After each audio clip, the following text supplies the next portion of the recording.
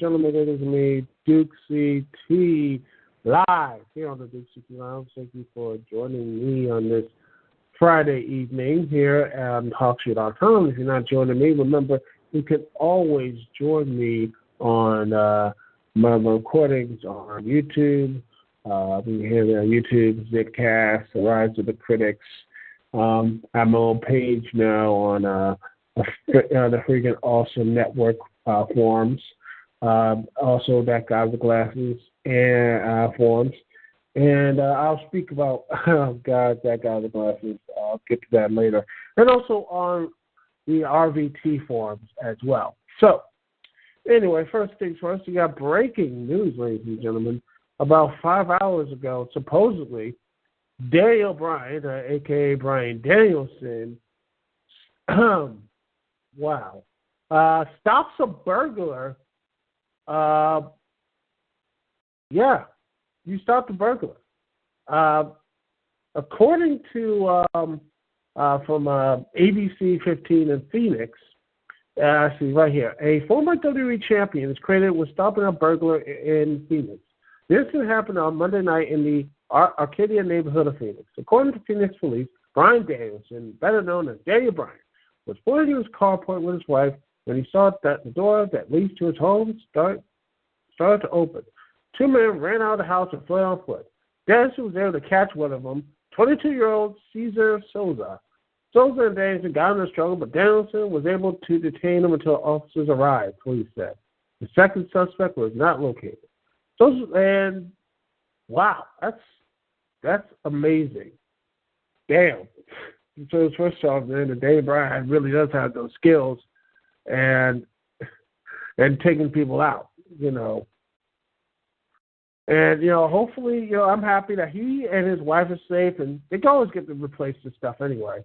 But, you know, it's been one heck of a weird year for him. I mean, he just gets the push of a lifetime. He gets injured.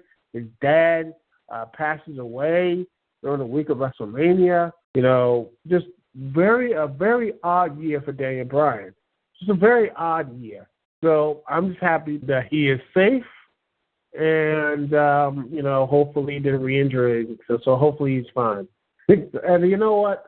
I would not be surprised that he's going to give him more of a bigger push when he returns, because, you know, the WWE and Vince are like, woo!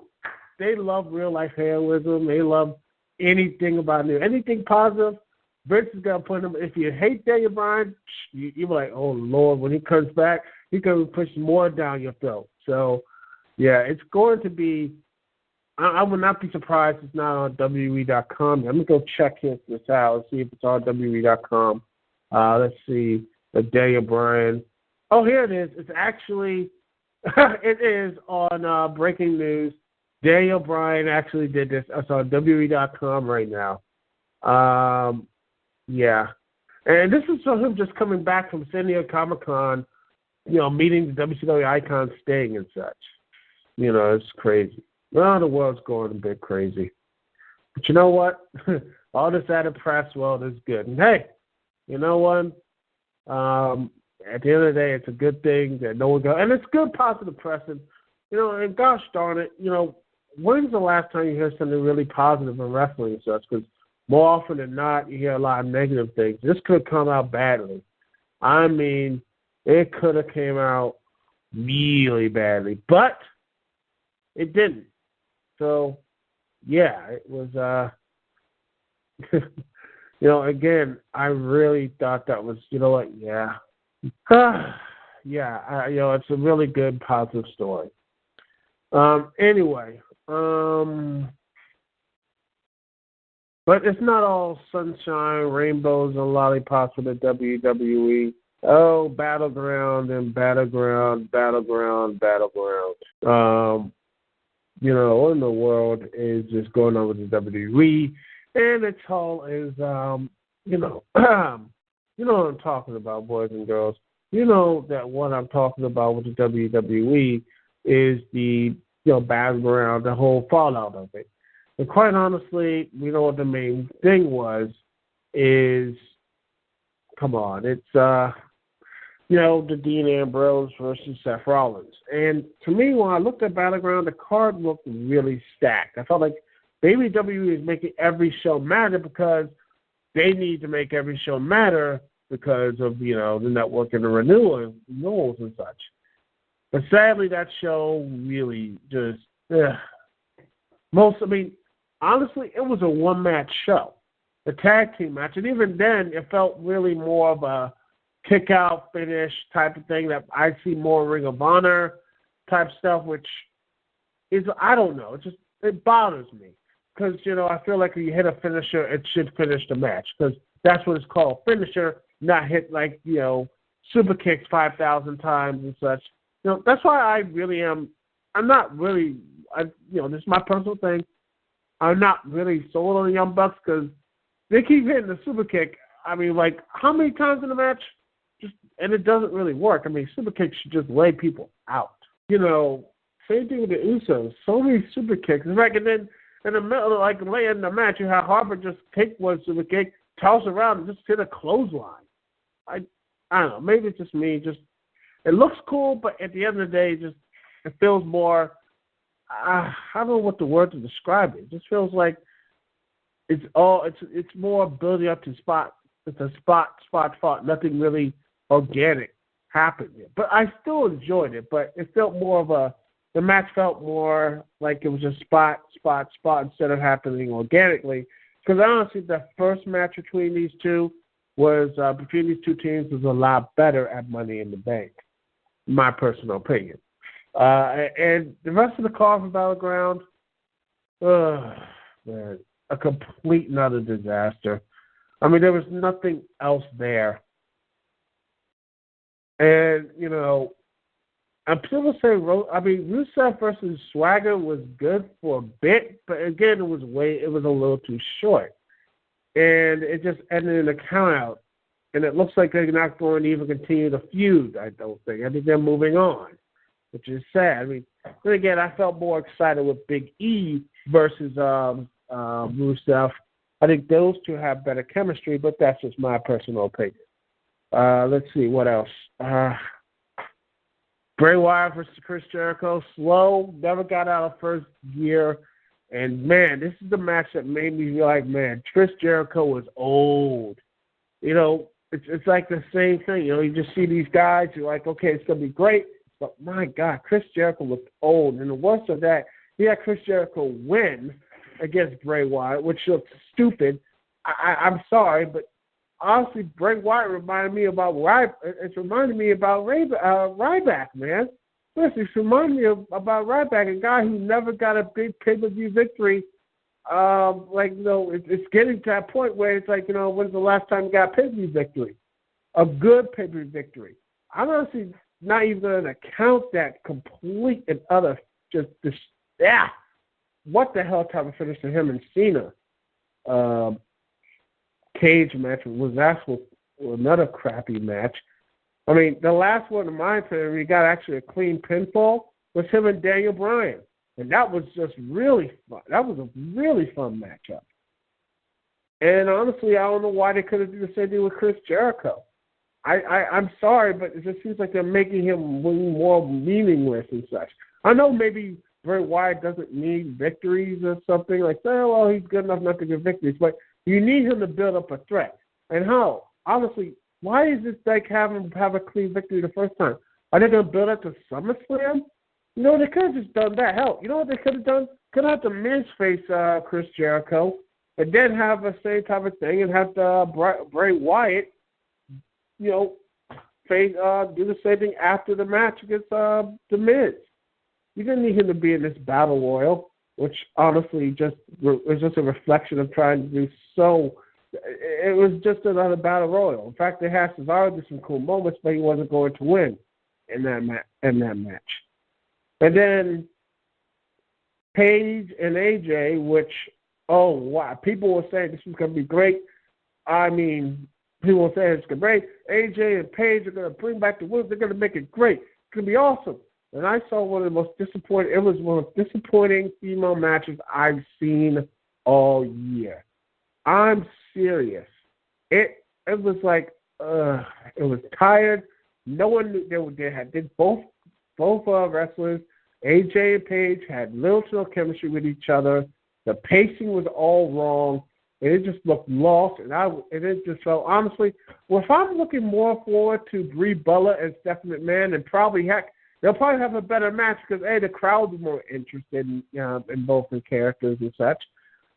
And because, honestly, as much as people love AJ, I don't hear anyone cheering. They're mostly cheering CM Punk. Oh, they don't give our fate AJ chance, but not Paige or AJ, besides that big cheer after WrestleMania, Paige has gotten little to no cheers whatsoever. And I keep saying this till I'm blue in the face, but honestly, Paige is Gail Kim 2.0. Then the same stuff with her. Gail Kim won the title when she was young, and she was going to have this Matrix type outfit, and then she lost it, turned heel, left, and went to TNA, became a better wrestler, came back, and they didn't know what the hell they were doing, and Gail Kim threw a fit and limited herself at the Battle Royal. Then screw this, quit, came back to TNA, and started kicking ass ever since. No, it's weird.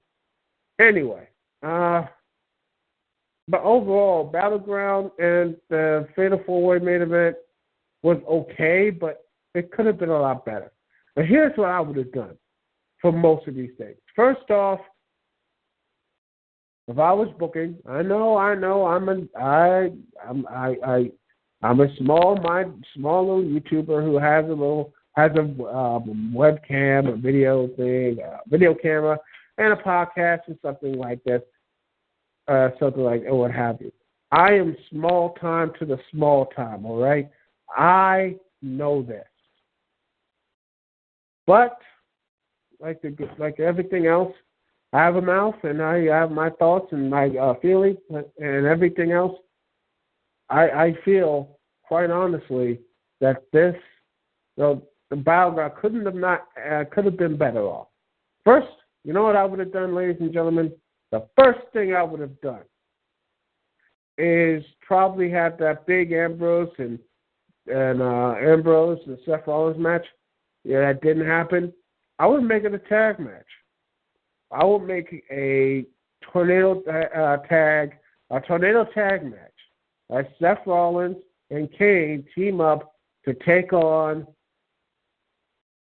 Dean Ambrose and Roman Reigns. Since Roman Reigns was a part of the Shield, but it seems like Dean Ambrose and Roman Reigns just went off to two different paths and never really did anything. In fact, when they had that triple threat, that six-man tag, I think it was the first time both of them teams since that last six-man tag with Cena they had. And I'm like, and even worse, they didn't even do nothing to help Ambrose. Ambrose got his ass kicked, and they both sat there on the TV screen, watching on the main stream. I'm like, seriously? Well, but that's your brother, your Shield brother, man, and he's getting his ass kicked. You know what would have been better off if they both started, the authorities kept messing around, and they say, you know what, we're tired of the authorities. We want to take out Seth Rollins. We want to take out Kane. So we're going to take out both of these guys, something like that. Both of us are going to team up. We're going to take both of these guys out. Tornado tag rules. You can have Seth Rollins and Dean Ambrose just fight over the place, and have Kane and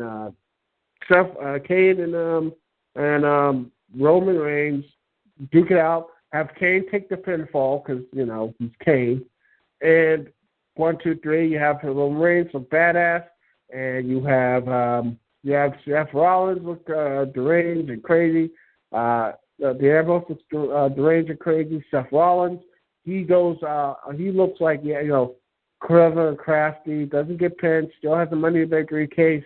And you can have him, say, leave Kane or try to get away from Dean or what have you, because, Dean has a chair and he starts running away or something like that, leaving. Set up for the finish, have, Kane's hey, what's going on? And then you have Roman Reigns hits him with a sumo punch, spear, 1, 2, 3, that sort of thing.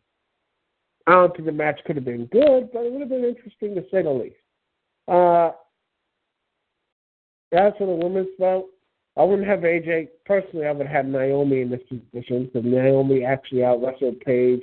And actually is a lot better wrestler than AJ as well because not only she hits the hard moves, I think she actually has some good.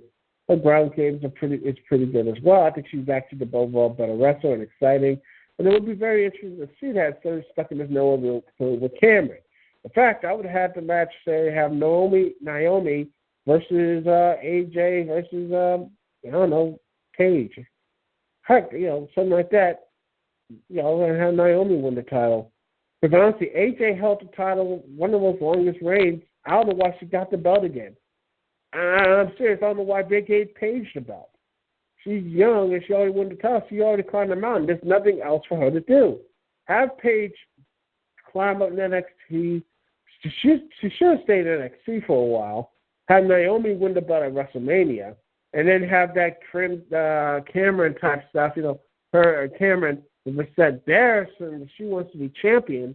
Heck, have a title match at Money in the Bank if she gets close and she doesn't want to shake Naomi's hand and or something like that. She shakes it or something. She just looks really down at herself, like what am I doing wrong? I mean, I saw her grow while I felt like I stagnated. And, she have AJ coming back, AJ returning, and she's going to get a title shot. And, heck, I could have made this a triple threat. Not only a battle, but after, for SummerSlam. Cameron versus Naomi versus AJ. And honestly, I think that would have been a whole lot better than what we had. And Battleground, you could have AJ versus Naomi. And that could go, I probably would have put that as a good match, but ends in a no contest as Cameron comes back. And I know that ends, I don't want to do that, no contest. I would have Naomi win with like a roll-up or something. She catches AJ by surprise or something.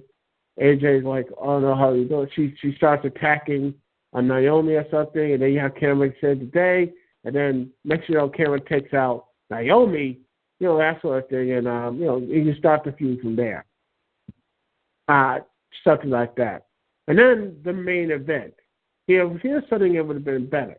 You have Cena take on Randy Orton, but in a triple threat, you have him take on Cesaro. And Cesaro, as Heyman's guy and everything else, and saying he could do it, and he could take out Johnson. I could take him out. But it's just plan B and stuff. But Seth Rollins and all the other guys are going to make sure, but if Cesaro can't, and then he starts to doubt and say maybe the same and stuff, like he goes and says, I will beat John Cena. I guarantee it. So like that Cesaro, you have him go kick an ass again, have him be King of Swing, taking both of these guys out, looking like a real good chance and stuff. Because honestly, I think a triple threat match with Randy Orton versus Cena versus Cesaro could have been a very good and very intriguing main event. Something that you literally don't know who could have won. You could actually put that there instead of, spoiling, By the way, whoever spoiled the John Cena versus Brock Lesnar thing should get bitch slapped. I know that it was predictable booking, but come on. You released that stuff out there like two pay-per-views, like before SummerSlam. Can you just wait a while? We know it's coming, us internet fans, but what about everybody else? Come on, WWE. Step your game up. You need to, because you got to get these people watching, ordering, and renewing the WWE network. You don't want to tell these guys these pay-per-views are a waste of time. Because let's be honest, they already are for the most part. The people don't even care about them because they only care about WrestleMania and Royal Rumble. That's it. Everything else is just they don't even give a damn about SummerSlam. They don't give a damn about Survivor Series. They don't give a damn about. They don't give a damn about Night of Champions. They don't give a damn about that. Hey, that's what I think.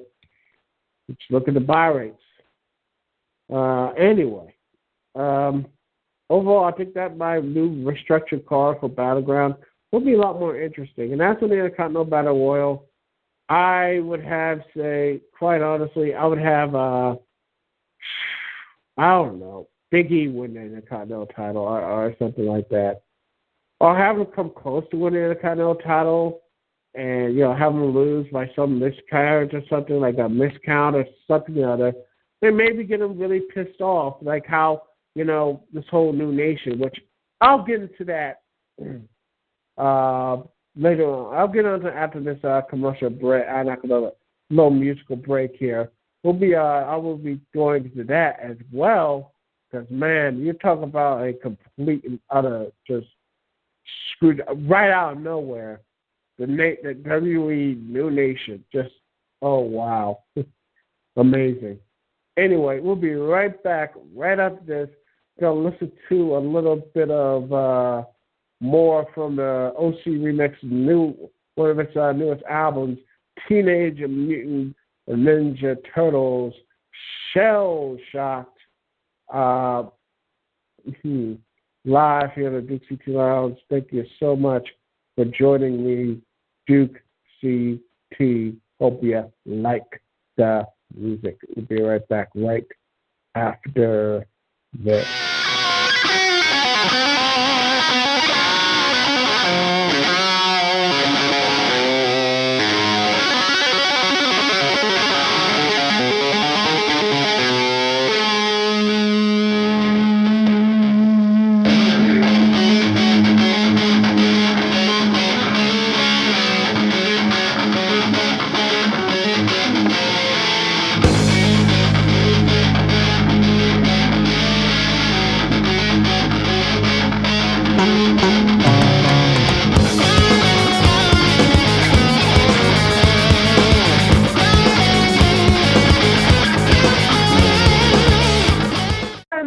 Back live here on the Dukect Lounge. Thank you for joining us.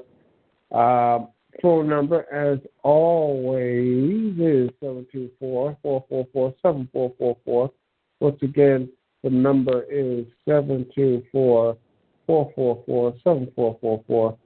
Call ID connect to me, Dukect is 92417. To get a call ID is 92417. And the number, once again, is 724-444-7444. Okay, ladies and gentlemen. Sorry, just now I'm back. The New Nation. Oh, sweet Christmas. Why? I have one thing to say. Why? Just why? Oh, holy crap. Oh, jeez Louise. Well, I'm looking right now. One of my friends from Mud Emerald has got picked up by Channel Awesome. Holy crap. God, just put the link down there. Dude's awesome. I know I wasn't going to ask that. I told him he was going to get in. I know he just got a live cast going. So, I'm going to pop in there after the podcast is up. I'll put the link in the description because he usually does live casting semi-frequently. So, I got to get this thing up. Anyway, got to get focused, got to get everything else. Oh, man, the New Nation, everybody. Oh, sweet Christmas, the New Nation. Why in the world WWE wants to do this New Nation crap? I am just tired of I'm frustrated. I am frustrated. I am angry because, honestly, it makes no sense. It makes no logical sense. It makes no storytelling sense whatsoever. Why are these guys doing? Because, honestly, these guys are losers for the most part. Kofi Kingston hasn't done anything because he's been booked and losing basically cleanly. There was no alternative motive. There's no, holy crap, it's all going to, holy crap, it's all about conspiracy. Oh, my God. No. They won and lost. Both Big E and Kofi Kingston and Xavier Woods all won and lost cleanly. I'm serious. They have no real main reason to be mad or cheated out of the system. There's no point to it. No point. There's no point to it. There's no There's nothing. There's absolutely no reason for them to be heels or what have you. It makes no damn sense. Makes no damn sense at all. So I don't get it. Someone tell me this. I don't know. Someone break it down for me. It makes no daggone sense whatsoever. I mean, even to say, well, they're ripping off TNA. Hell, I honestly think TNA, that's not even a ripoff.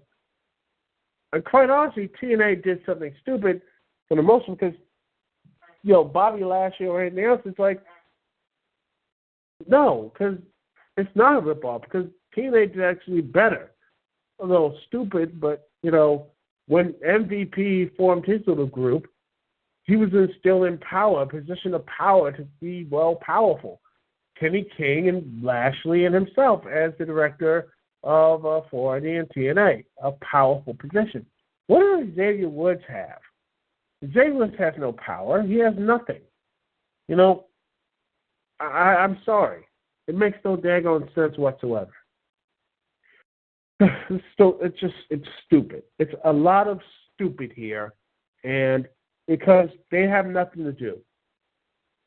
I mean, God forbid you have them get picked up. If you want to do an angle like this, how about they start picking up wins or have losses that aren't really as clean and make some mistakes, that sort of thing. Instead of this type of this malarkey was going on. Just random heel team, 4006 trying so hard to be desperate, trying to be a desperate We Are the Nation, but in the end they have nothing to really to complain about. Maybe that's the rib. I don't know, but that's how it feels like to me. Anyway, after the small little break here, we're going to be talking about TNA Impact, ladies and gentlemen. And, oh, crap, I got some stuff to talk about Impact Wrestling this week. We'll be right back live here on the Dukect Lounge. We're going to be listening to some more OC Remix. We'll be right back right after this.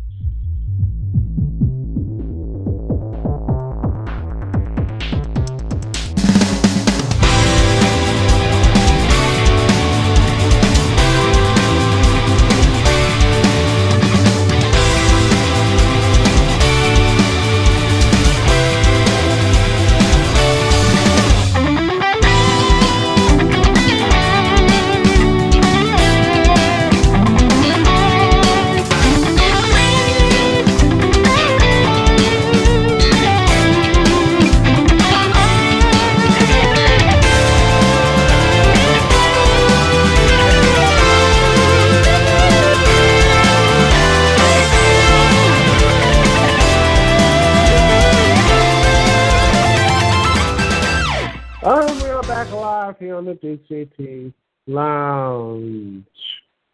Let's see. Let's talk about TNA Impact. Holy crap. Well, before I get into that, ladies and gentlemen, Dukect Lounge, and everything else, this is Dukect Lounge, live on TalkShoe.com, and you can hear this stuff, if not, on YouTube, on StewardTap.com, Rise of the Critics, on Zipcast, and, that guy got the forums, which, by the way, I got the letter, by the way, ladies and gentlemen. I did not get in. Yeah, shocker. But you know what else? People didn't get in. Views didn't get in. None of the pro wrestling guys got in.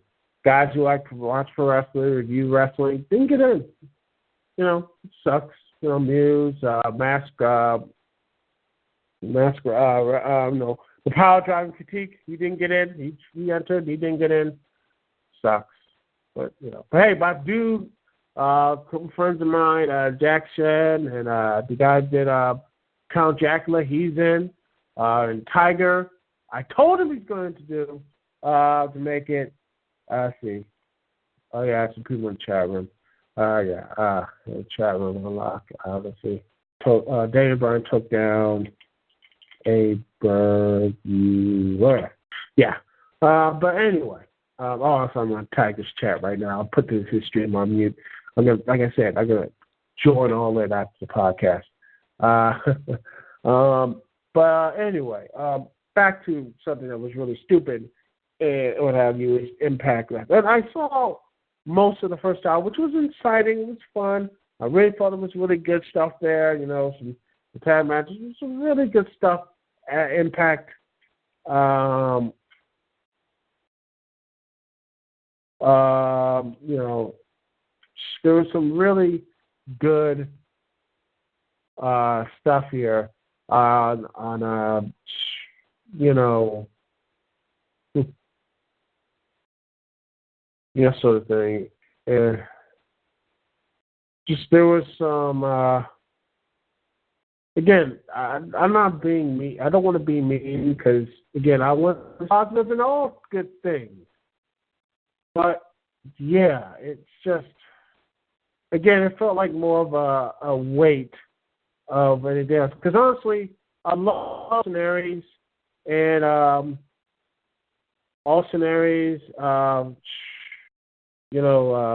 Aries and Austin Aries and Kenny MVP and Lashley, Austin G. That was good. I missed the False Count Aaron and Bobby Roode versus MVP and everything else. They didn't do it. I didn't see that.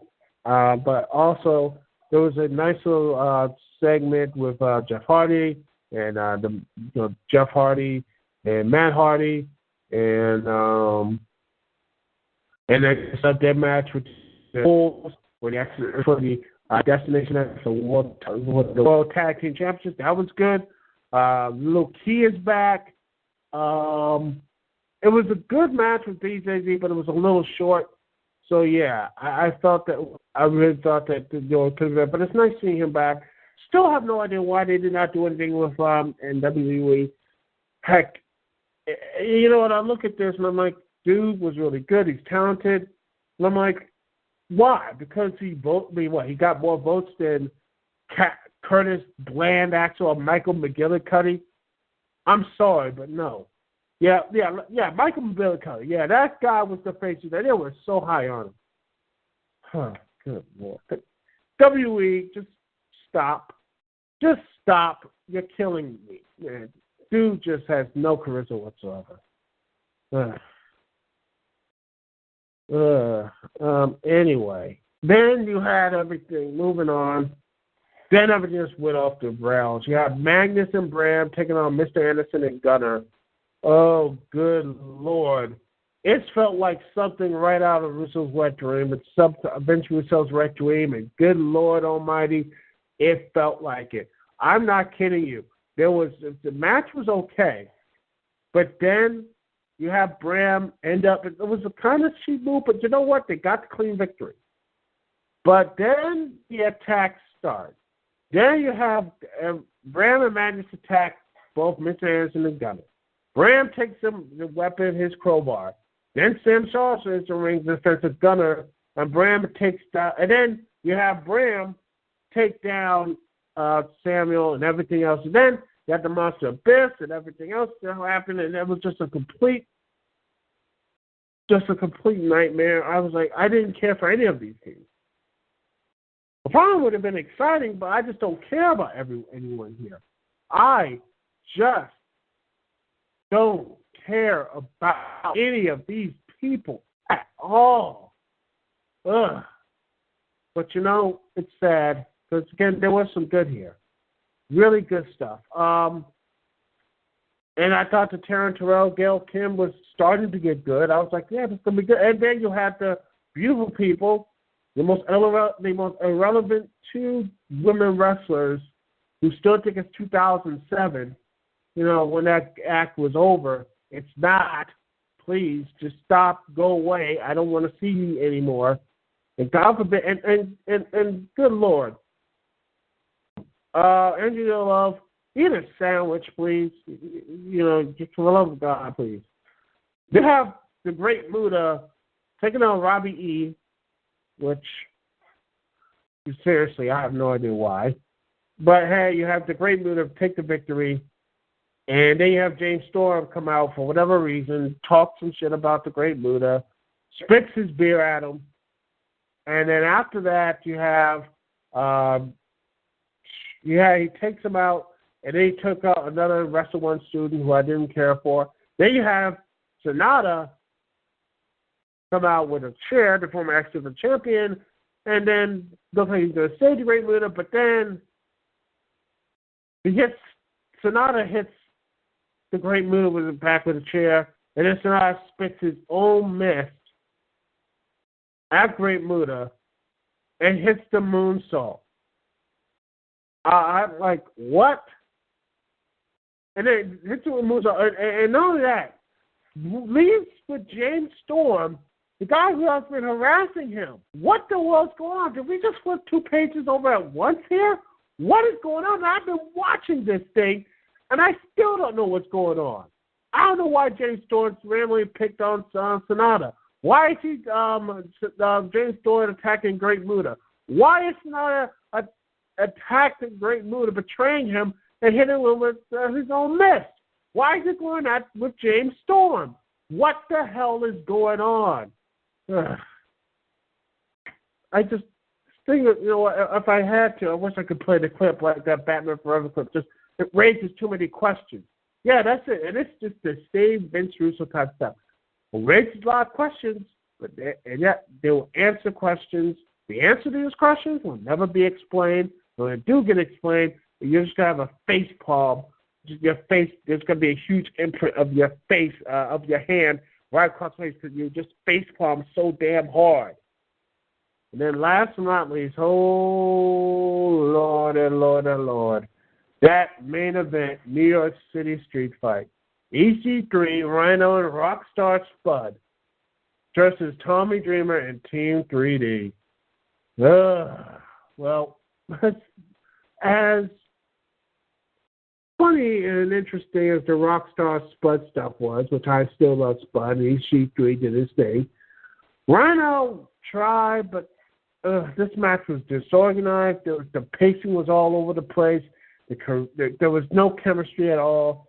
And then next thing you know, you have a supposed fan who turns out to be Gene Snitsky, and then the next one is Ezekiel Jackson. Oh, good Lord. Now, I understand the ECW fan. I get that. Because they love ECW.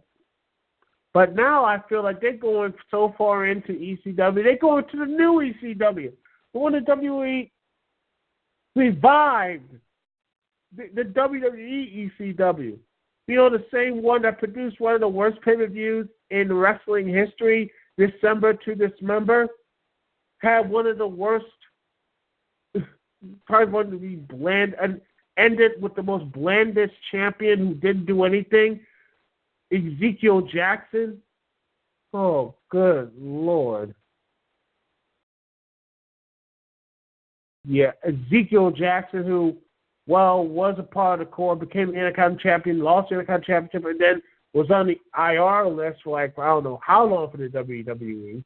Then you got Gene Snitsky, who, I don't care.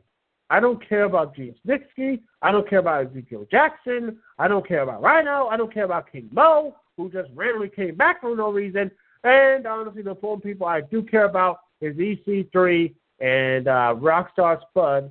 And I very, very don't care about Dixie Carter. I used to be on Team Dixie, but she's overblown. She's tired. I can't stand her anymore. Can we just have EC3 and Rockstar Spud, have them both be just awesome as a tag team? Can we have that, please? Please? That'd be great. They'll revive this pathetic faction of old ECW with the new WWECW. Oh, man. This Impact was weak. It was one half was good, the other half was bad. Just really bad. Let's just hope for the next Destination X the show picks up, because I heard there was some good stuff in the tapings, mainly Destination X, but I hope it's true, because I do not want to continue to watch a product that continues to try really hard to bring out the ECW, which I'm done with ECW. It's time to move on. Time to let go. I don't want to see King Mo. I don't want to see Rhino. I damn sure don't want to see Ezekiel Jackson, Tommy Dreamer, but Team 3D, Gene 60 ever again. I don't want to see any of these guys again. Move on. Get some new young talent. Get some people who really give a damn and maybe have some stuff. And get rid of Russo, too. Lord help. I just can't. I don't want to do Russo anymore. Just get rid of him. Hire someone else. Get someone who really cares about it. But this stuff right here, this is why people hate you, TNA. This is why people can't give y'all a second chance or a third chance Impact Wrestling, or what you want to call yourself. This is why we want to love you. We want to care about you. But you keep doing these stupid decisions. When I just want good wrestling. That's all I ask. So if that's too much, is that too much? I just want to have some good wrestling without stupidity. Apparently that's impossible. Anyway, this is Dukect here. Thank you so much for joining me for the Dukect Lounge live on TalkShoe.com. Wherever you can buy any type of video series site, I'll put it will be mainly on YouTube. Thank you so much for joining me. You guys are awesome. It's Dukect here. Peace and love. I will see y'all when I see y'all later.